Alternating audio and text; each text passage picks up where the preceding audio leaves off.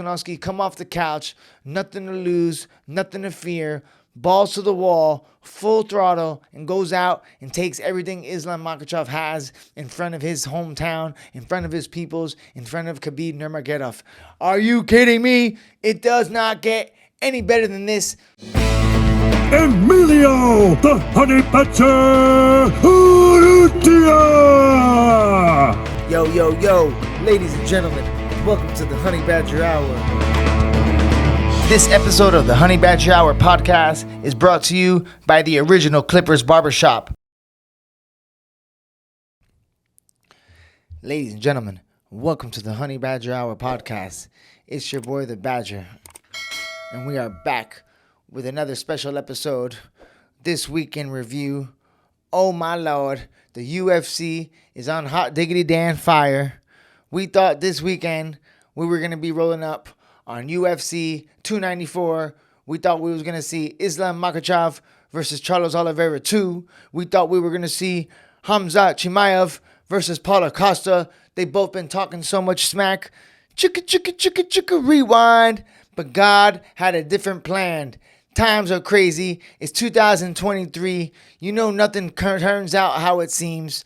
Back in the day, the UFC cards used to get destroyed when there was cancellations and guys missing weight. But nowadays, with the new era of animals out there and champions, there's so many guys just trying to get after it. We got Alexander, the Great Volkanovski, stepping up on 11 days' notice to take on Islam Makhachev, replacing Charles Oliveira after getting injured in sparring on his last sparring session of the training camp. Oh my God, how does this happen? These guys don't know how to chill. What the hell? But an opportunity rises, and Alexander the Great Volkanovski steps up and rises to the occasion, once again proving why he is the pound for pound #1 champion in the UFC right now. Not only the GOAT of the division, but he might be the GOAT of the game. Proving once again why he is called Alexander the Great. Always ready to step up, never takes no for an answer, and is here to show the world that he is the best on any given day. He steps up with a huge opportunity to remake his wrong against Islam Makhachev, which is crazy. I was just watching that fight the other day, rewatching it, breaking down Alex is perfect, his pitch perfect defense against Islam. When Islam was going around for the tight waist, and when you rewatch that fight, look at Alex, the way he slides his elbow inside, seals, fights the hands. Man, he was just a couple of zigs where he could have zagged, and that fight could have turned out hugely different. I know Alex has been itching for that fight for a long time. He saw a lot of things in there that he couldn't even express, you know what I mean, in the fight or in the recent times and interviews and stuff like that. So there's a lot out there that Alex wants to expose. He knows, and he said that there's a lot out there that he saw the last time, and he can't wait to get it back. Ladies and gentlemen, and on top of that, not only does Alex Volkanovski take on Islam Makhachev, he had a fight scheduled already for Canada against Ilia Topuria at 145. He was told to wait. He wanted to fight sooner. He was hungry. He had been talking about it for a while. And then, boom, this opportunity rises, and he took it. They said he didn't even have to talk to anybody about it. I haven't talked to Volkanovski myself in person, but we will definitely try to get him on the line. Oh, my God. What do you guys think? Who wins in the rematch? Volkanovski coming in on 12 days notice. So let's break this puppy down. Islam Makhachev was getting ready for a jiu-jitsu-based striker. Well, it's tough, right? Because when you prepare for Oliveira, you're going to get ready for crazy submissions, elbows, knees, long jabs, a very Muay Thai, flat-footed style, walk you down. Okay, kind of more stand in front of you, throwing direct punches, a lot of clinch. Which you did notice that Makhachev does have a really good Muay Thai clinch. I noticed that in the rewatch of the fight with him and Volkanovski just recently. So he's preparing for a whole different athlete now. Now he's fighting a pressure fighter, but a different type of pressure fighter. Alex is in your face without being in your face. He uses a lot of feints, a lot of movement. He tries to get you to react, a lot of switch stances. He dropped He dropped Makhachev with his switch right hook last time. That was one of the first punches he dropped him with, and then he got it with him. He got him with it a few times in the fight, actually. So low kicks, likes to go high, power puncher. A little bit different of a style than Charles Oliveira. So both fighters are going to have to make some adjustments. We know that Volkanovski, fresh off his Yair Rodriguez fight, where he had a very tough camp, a lot of adversity he had to deal with during training camp and on fight week, he was able to get the job done and work through it. So now he has a little bit of time to relax his brain, and he was talking about how he's never really come into a fight week this fresh. So 10 days notice, this might be just a sweet spot amount of time for him to get ready. Because if he's already in good shape and he kicks it up, hits a couple spider sessions on the way out, this could be like mid. Alex is going to be able to train. Alex is going to fight with 12 days notice. Alex is going to be able to fight Islam like when you're mid-camp peaking, basically. Because if he's been sustaining and keeping shape, and he already knew he had a fight coming up in January, so he was already in his pre-fight shape where he's lifting, doing a lot of skill training, training jiu-jitsu. Now he can bring in Craig Jones. He can bring in Frank Hickman. He's got Joe Lopez, the chef, cooking it up for him. And they can put together a master game plan and get this job done. If you think about it, 12 days notice. So Volk's going to be training for 7 days. He's probably going to be training all the way throughout. Doesn't have to worry about the weight cut too much because he's going to be at 55, so he'll be 10 pounds heavier. I'm telling you guys, this is looking like a lot of fun. And last time, Islam fought Volkanovski on his home territory. Now Islam is going to come. Now Volkan is going to come to Islam's home territory where he's dominant. So, man, Islam Makhachev stepping up against Alex Volkanovski. Alex Volkanovski loving the challenge, loving the underdog story, talking about how he's excited about how the rematch, after the first fight and the rematch, he wasn't too much of the underdog because everybody kind of now knows how good he is and what he can do. And he was talking about how now in the rematch, he might even be favored. But now, being a 10 days dog, coming off the couch, being at home, relaxing, taking this fight, answering the phone. Now he's able to revamp that story and make an even bigger underdog. 145er going up to 155.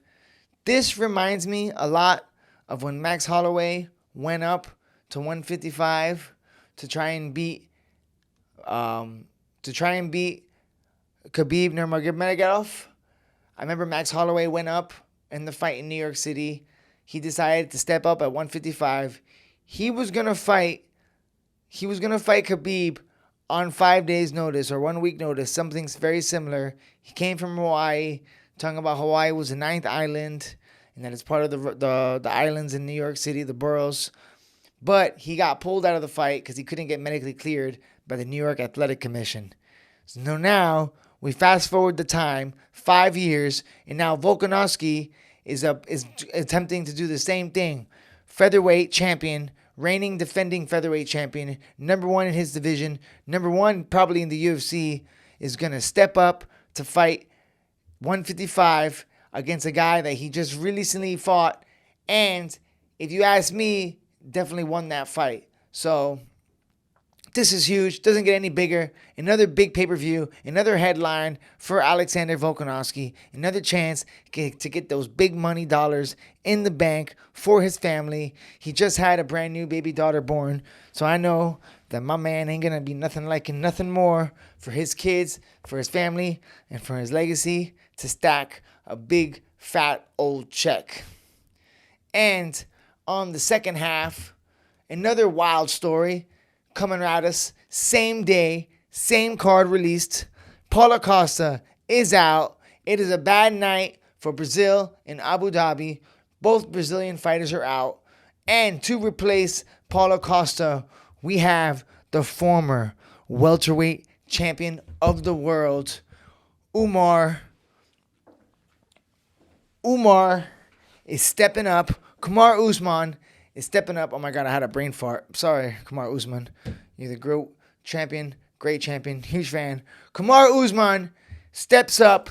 He's going up another weight class to fight one of the most talked about, one of the scariest guys in the UFC right now, somebody that nobody is really stepping up to fight, Kumar Usman, on 11 days' notice, steps up to fight. Oh my God, these names are killing me today.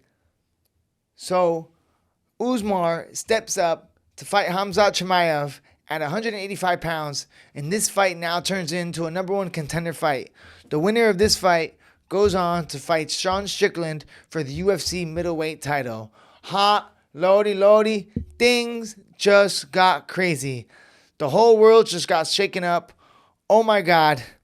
Volkanovski versus Islam Makhachev 2. Volkanovski off the couch. Volk is going to be a dangerous Volk. I promise you right now. Off the couch, Volk is going to be fearless. If you thought Volk was cool and calm and collected before with a full training camp, wait till you see Volk off the couch. My man is going to be chilling. He's going to be feeling good. He's going to have that extra cushion for the pushing. I swear, out of camp Volk is the most dangerous Volk because he's going to be fresh and he's going to be firing off on all cylinders. And my man does not lose rematches. I cannot wait for this. Ladies and gentlemen, UFC 294 just got a whole lot crazier. Kumar Usman versus Khamzat Chimaev. Kumar Usman, another guy who probably saw that. Hey, listen, if you look at Khamzat's last few fights, he had a few guys that he ran through, so it's kind of crazy, right? I don't remember the way Khamzat runs through people. It is scary. It's not something like we haven't seen before. It's very John Jones-esque. So you can't hate on Khamzat, the way he destroys guys. But he has looked human in a few fights. He looked superhuman against Gilbert Burns. Gilbert Burns pushed him to the limit. And listen, I know that we all thought that Khamzat was going to run through Nate Diaz. But bro, Khamzat was overweight. Khamzat missed weight by like 8 pounds or something, right? Imagine how imagine if Khamzat would have made that weight at 170 and fought Nate Diaz. Like, what kind of Khamzat are we talking about? Like, what if Nate Diaz would have been able to survive the storm like he always does and really put work on him, you know? So now Khamzat at 185 is another monster. I'm trying to think. Khamzat at 185 looks like another beast. And he was getting ready for a Paulo Costa, so you know this guy wasn't playing around. But once again, he's fighting a whole nother style of fighter. He's fighting an American wrestler, all right? Pressure fighter, puts him forward. Usman might be trying to put him against the fence, hold this fool, and really put work. So, oh my God. Usman versus Khamzat Chimaev. The electric in the room is going to be electric that night. How exciting, guys. We got a huge stat card. It looks like Team Khabib is going to be taking over. All right, let's check that out. So then in our co-main event, after that, we got Magomed Ankalaev versus Johnny Walker. Another pretty good fight. Oh, another good fight that I saw here that I'm excited about. Murin Gafarov. This kid's a beast. I know Murin Gafarov. He's fighting Samarid Magomedov. Oh my God, there's some big fights here. Victor Henry. I know Victor Henry. He fought my boy Trent. Huge stat card, guys. Victor Henry. Okay, guys. Honey Badger fights to look out for. Look out for Victor Henry versus Javid Basharat. That's going to be a banger right there. That guy, Victor Henry, has slick grappling. He's one of